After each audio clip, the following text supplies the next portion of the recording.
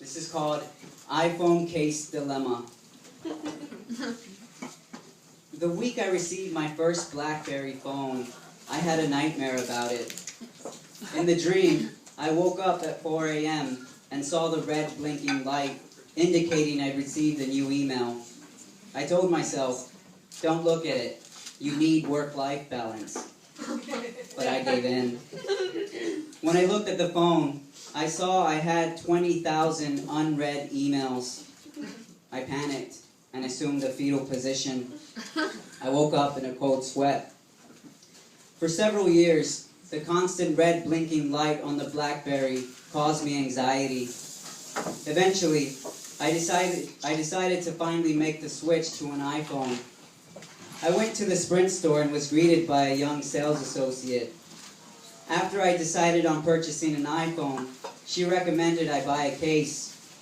She showed me a variety of cases that had glitter and sparkles, until finally she said, we need to get you a manly case. She proceeded to show me a case called Life Proof. This case is shock-proof, dirt-proof, snow-proof, and waterproof, she said. It resembled a small tank more than it did a phone case. I wasn't sure whether or not I wanted it.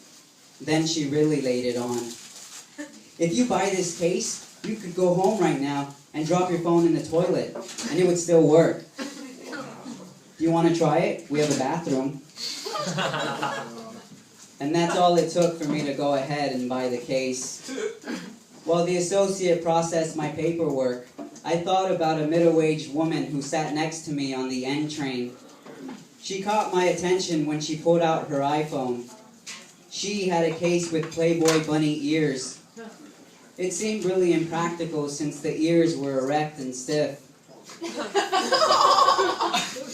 As I looked at the Playboy bunny case, the woman hit her home button and revealed a saucy background, a photograph of herself in white lingerie. She got off on the next stop, but not without a show-stopping exit. As she got up, I noticed she was wearing gold rabbit fur leg warmers paired with old, crusty New Balance sneakers. I saw another woman who had an iPhone case that doubled as a pair of brass knuckles. I didn't see her background, but I imagine it was a bloody face of someone she really disliked. If a phone case is an extension of ourselves, I wonder what it says about these women. I realized that the case I was purchasing had about as much style as a pair of orthopedic shoes. As Jen pointed out, I have the same phone case as her 50-year-old stepfather. What does it say about me? At one point, the associate asked for my Texas ID. She inputted my information into a computer. Suddenly she paused and looked utterly confused and said she needed to call her manager. Transcript. Associate. Hi, Shelley. I have a customer here with a foreign driver's license, and I'm not sure what to put into our database. He is from a country called Texas. What? Moment of silence. Associate. Oh, really? When did that happen? Okay. She hangs up the phone and turns to me. Associate. Okay, sir. Texas is in fact part of the United States. You're set to go. An iPhone case with a map of the United States wouldn't be a bad idea. Recently, I discovered an iPhone case that is sold exclusively in Japan. The case is a lifelike rubber hand that is attached to the back of your phone. You can get an adult-sized or child-sized hand for the case. And as the manufacturer describes, you could hold hands with your iPhone to make sure you don't drop it.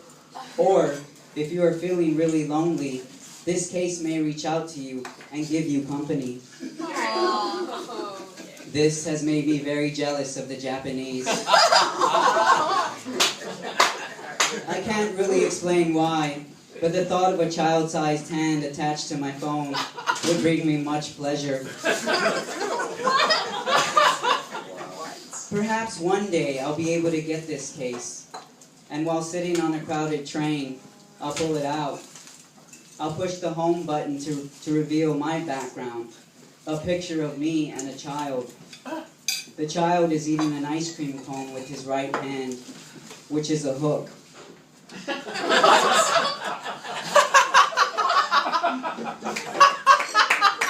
While I caress the hand on the back of the case, I'll whisper, "Don't worry, Rusty.